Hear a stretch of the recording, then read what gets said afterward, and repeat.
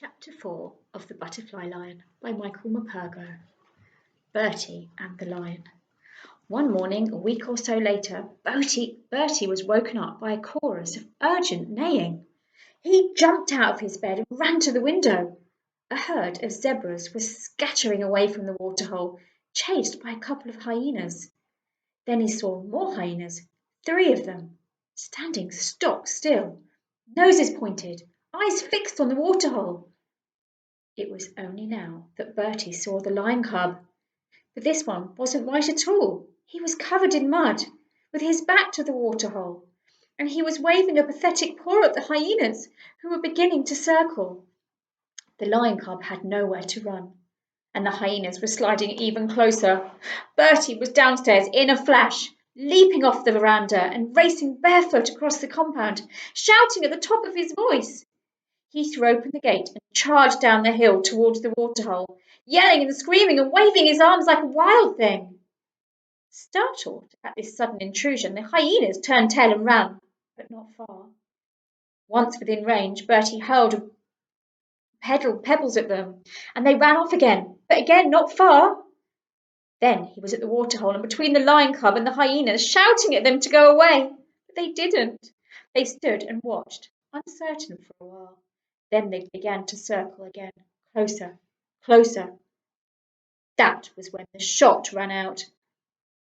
The hyenas bolted into the long grass and were gone. When Bertie turned around, he saw his mother in her nightgown, rifle in hand, running towards him down the hill.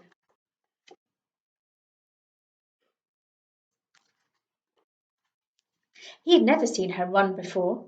Between them, they gathered up the mud-matted cub and brought him home. He was too weak to struggle, though he tried. As soon as they had given him some warm milk, they dunked him in the bath to wash him. As the first of the mud came off, Bertie saw he was white underneath. "You see," he cried triumphantly. "He is white. He is, I told you, didn't I? He's my white lion." His mother still could not bring herself to believe it. 5 baths later, she had to.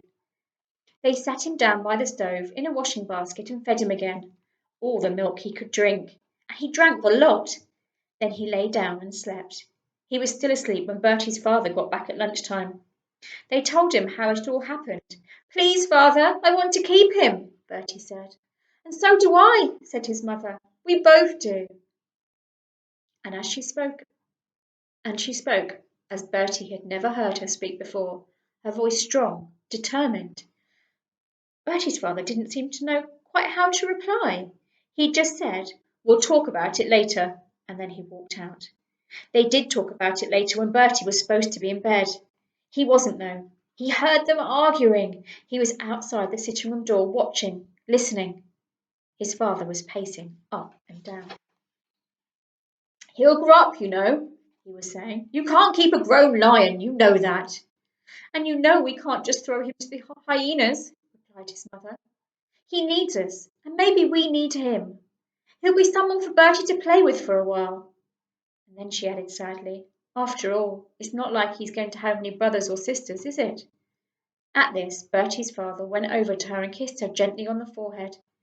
It was the only time Bertie had ever seen him kiss her. "All right then," he said. "All right, you can keep the lion." So the lion cub came to live amongst us in the farmhouse. He slept at the end of Bertie's bed. Wherever Bertie went, the lion cub went too, even in the bathroom, where he would watch Bertie have his bath and lick his legs dry afterwards. They were never apart. It was Bertie who saw to the feeding. Milk 4 times a day from one of father's beer bottles.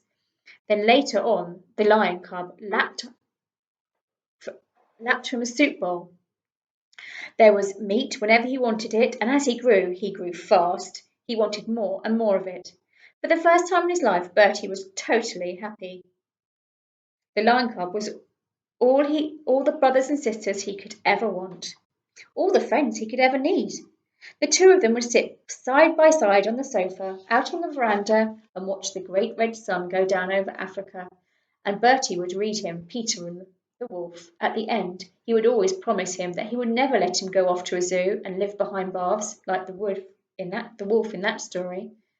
and the lion cub would look up at Bertie with his trusting amber eyes. Why don't you give him a name? His mother asked one day.